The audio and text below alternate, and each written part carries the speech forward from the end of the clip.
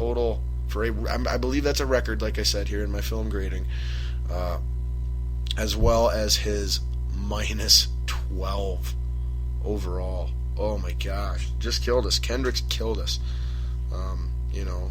B-Rob, yeah, he had 6 minuses, but he was a minus 1 overall. Linval, 4 minuses, but a plus 3. Barr, 9 minuses, but just a minus 1. Kendricks, 16 minuses and a minus 12. So the linebacking core, because of Mr. Kendricks, was 13 over 25, minus 12. If you just take Barr and Greenway, we're at an even plus 0. So that really isolates your problems defensively against the Packers last week.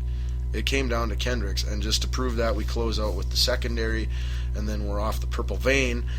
Aside from some preview, I suppose.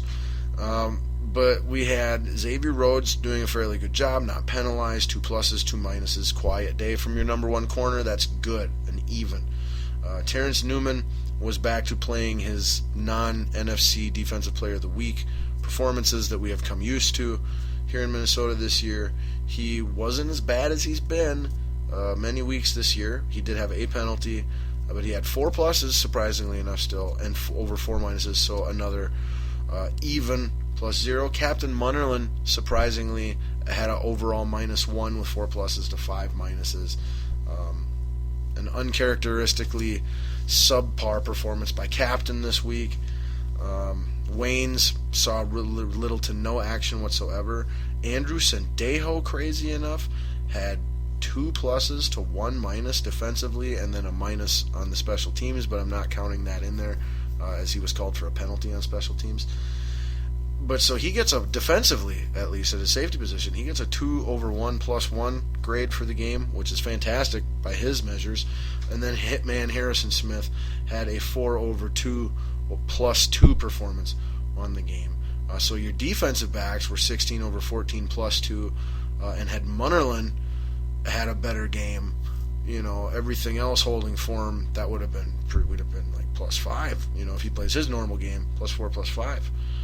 So your DBs overall played well. Munnerlyn slightly below average. Your linebackers slightly below average for Barr. Greenway didn't see the field, and Kendricks was as bad as it gets. And then on the D-line, you had a only mildly above average performance from Linval Joseph, primarily because of the 4 minuses that he was recorded for.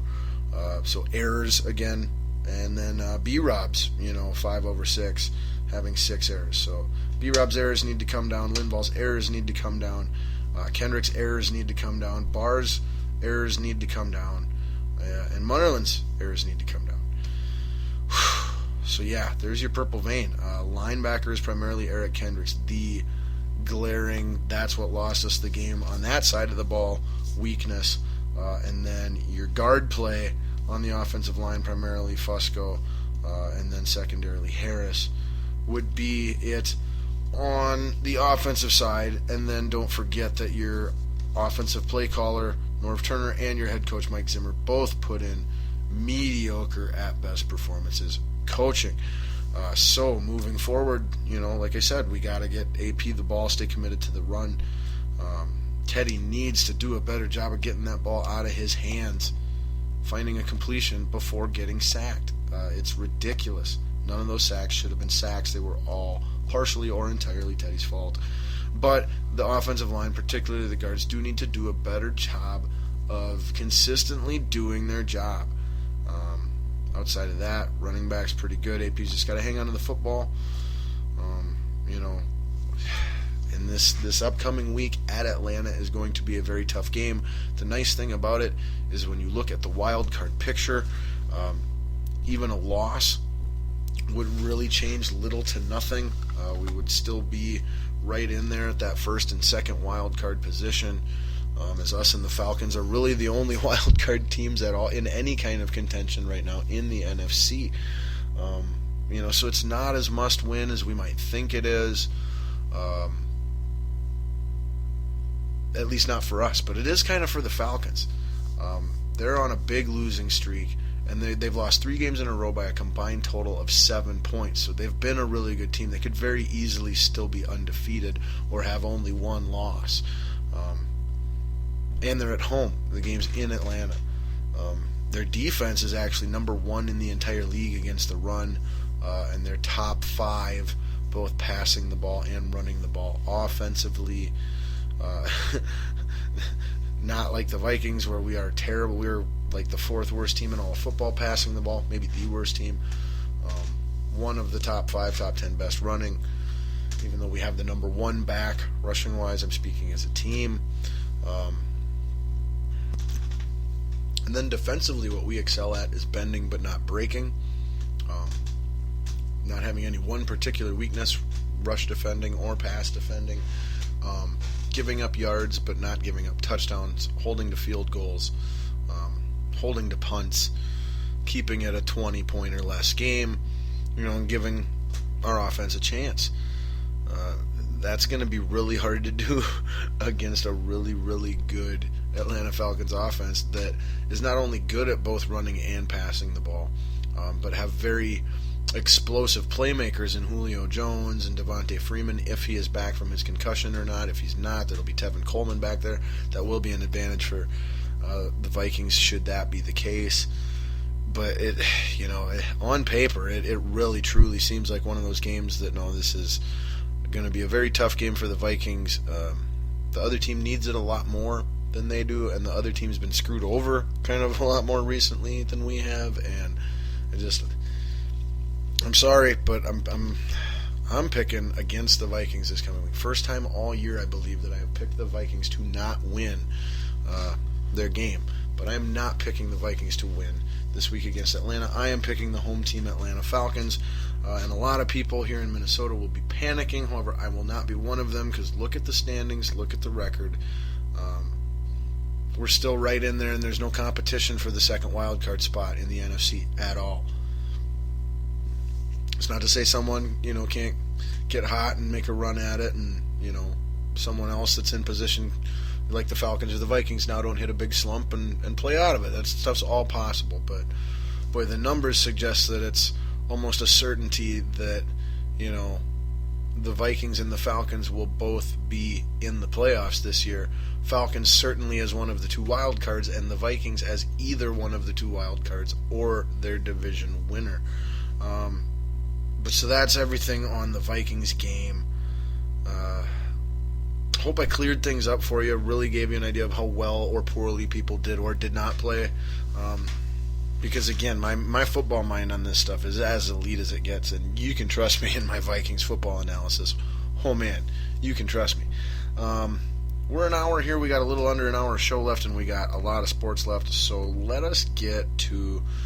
We'll get out of the purple vein. We'll go officially into the spew with the rest of the NFL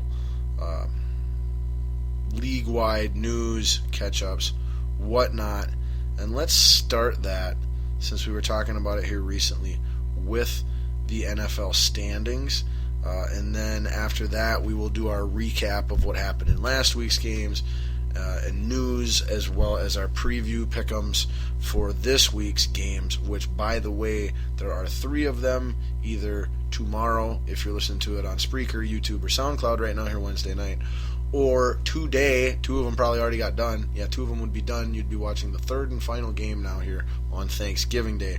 We got 3 Thanksgiving football games here this week. So, in our standings check, we've got the undefeated Patriots atop the AFC East at 10-0. The Bills are 5-5. The Jets are 5-5. The Dolphins are 4-6. So the Bills, Jets, and Dolphins are all right there, kind of the same on that second tier. I think kind of what the consensus was, going into this season was that all of them were improved, but not really separated from each other at all. Then in the AFC North, we've got the Bengals at 8-2. They've lost 2 games in a row now. The Steelers at 6-4 behind them could still make a push for that division. However, they are firmly in the number 1 wild card spot at the moment. Then in the basement of the North, you've got the Ravens at 3-7 and the Browns, the Cleveland Browns, at 2-8. In the AFC West, we've got the 2-loss in a row Denver Broncos. At least I think it's 2 losses in a row for them as well. No, they won this last week with Brock Osweiler. Yeah, they had 2 losses in a row, and then now they won with Brock Osweiler. But they're 8-2. Chiefs are 5-5. Raiders are 4-6. Chargers are 2-8. And then the Colts in the South are 5-5, tied with the Texans at 5-5 for first place. Followed one game out by the Jaguars at 4-6, and then the Tennessee Titans at 2-8. So your worst teams in the NFL are the 2-8 Browns, the 2-8 Chargers, and the 2-8 Titans, all in the AFC. Interesting, huh? But you've got a 3-team race there in the South with the Colts, Texans, and Jags. Broncos are running away with the West, but they are hitting a rough patch, and the Chiefs are surging, and the Raiders, they're probably not quite improved enough, but they're better. Bengals, Steelers, that could be a race, and Patriots have already won their division. Almost, literally, mathematically, almost, they have almost already won it. But the Bills, Jets, Dolphins at 5-5 and 4-6, as well as the Chiefs and Raiders, Texans, Colts, and Jaguars, they're all at 500 or a game below 500, and they're competing for the second wild card spot. 5-5 right now in the AFC is the 6th seed. So, moving out to the NFC, we've got the still inexplicably somehow undefeated Carolina Panthers at 10-0. Then second place in the South is the 6-4 aforementioned Atlanta Falcons, followed by the 5-5 resurgent Tampa Bay Bucks, famous Jameis Winston, threw for 5 touchdowns. He's got it clicking down there now, it looks like. And the Saints at 4-6. In the NFC North, we've got the 7-3 Packers, a half a game ahead of the 7-3 Minnesota Vikings. And then you've got the third place Chicago Bears at 4-6, and the Detroit Lions at 3-7. And then in the NFC West, we've got the 8-2 Arizona Cardinals, firmly ahead of the second place Seattle Seahawks, who are 5-5.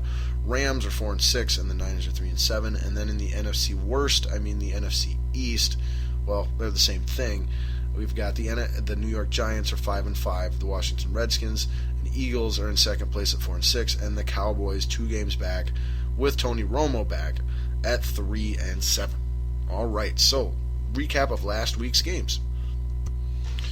Now, I'm sure as you're all keeping track of at home from week to week, marking my picks down and holding me to what I say, I did as I do every week, almost every week. I picked more games right than I did wrong. However, I was a little lower and disappointed in myself with a few of the picks. I should have known better.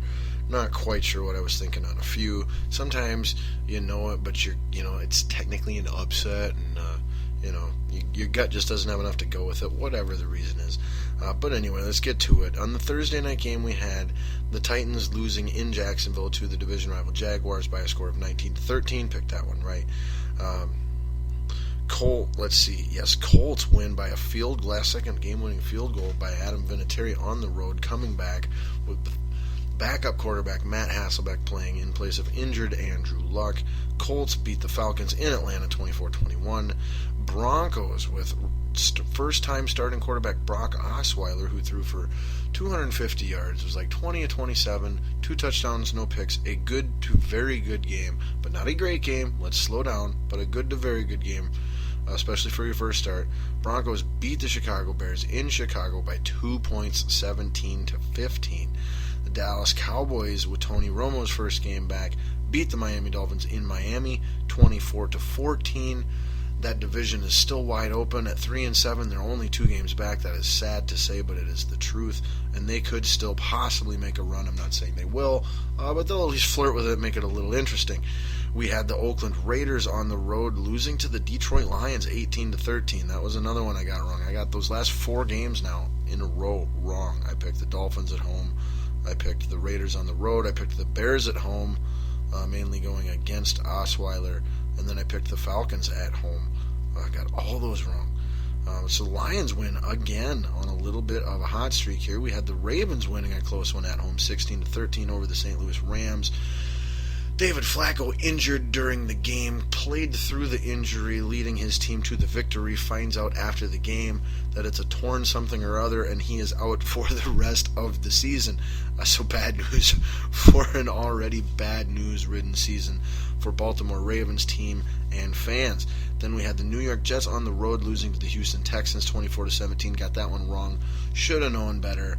health issues with Fitzpatrick in New York.